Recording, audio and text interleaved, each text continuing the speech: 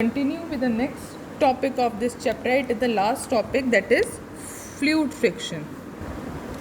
You know that air is very light and thin. आप जानते हैं एयर बहुत ही लाइट वेटेड है और थिन है. Yet it exerts frictional force on object moving through it.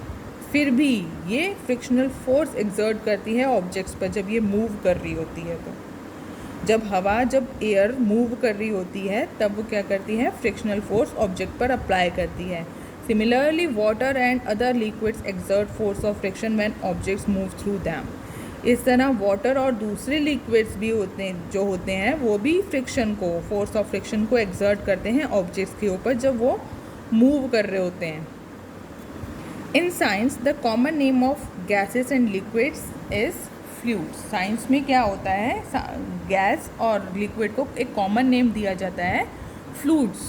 So we can say, तो हम लिक्विड और गैसेस के लिए एक कॉमन नेम यूज़ करेंगे fluids. Fluids exert force of friction on objects in motion through them. तो क्या होता है, फ्लूइड क्या करता है, फोर्स ऑफ फ्रिक्शन एक्सर्ट करता है ऑब्जेक्ट्स के ऊपर जब वो मोशन में होते हैं. The frictional force exerted by fluids is also called drag. जो भी फ्लूइड्स फ्रिक्शनल फोर्स एक्सर्ट करते हैं उसको हम क्या कहते हैं, एक दूसरा नेम हम उसे देते हैं drag. The frictional force on an object in fluid depend on its speed with respect to the fluid. अब जो किसी भी ऑब्जेक्ट पर जब फ्रिक्शनल फोर्स फ्लूइड में लगेगा, ठीक है ना, अगर कोई भी फ्लूइड है यानी चाहे वो कोई लिक्विड है या फिर कोई गैस है, उसमें किसी ऑब्जेक्ट के ऊपर जो फ्रिक्शनल फोर्स अप्लाई होगा वो किस पे डिपेंड करेगा, उस फ्लूइड के स्पीड पर. ठीक है.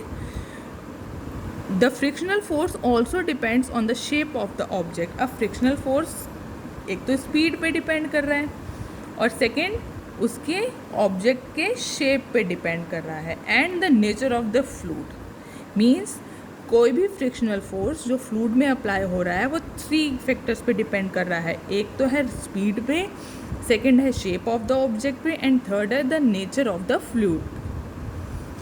It is obvious that when objects move through fluids they have to overcome friction acting on them. ये ऑब्वियस है कि जब भी कोई ऑब्जेक्ट किसी फ्लूइड में मूव कर रहा है, किसी फ्लूइड पे, चाहे वो एयर है चाहे वो लिक्विड है, तो उसे जो उस पर फ्रिक्शन फोर्स अप्लाई हो रहा है उसके ओवरकम, मतलब उससे ज़्यादा अप्लाई होना है ना. उसे मूव करने के लिए उससे ज़्यादा फोर्स की नीड होगी.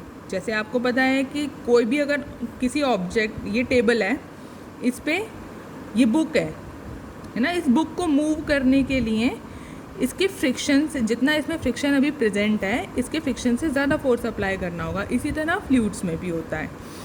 In this process they lose energy. और जिस तरह से सॉलिड्स में लूज़ होती है एनर्जी, सॉलिड में एनर्जी रिलीज़ होती है, वैसे ही इस प्रोसेस में भी एनर्जी रिलीज़ होती है. Efforts are therefore made to minimise friction.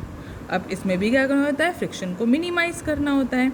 So objects are given special shapes. इसीलिए ऑब्जेक्ट्स को एक स्पेशल शेप प्रोवाइड कराया जाता है.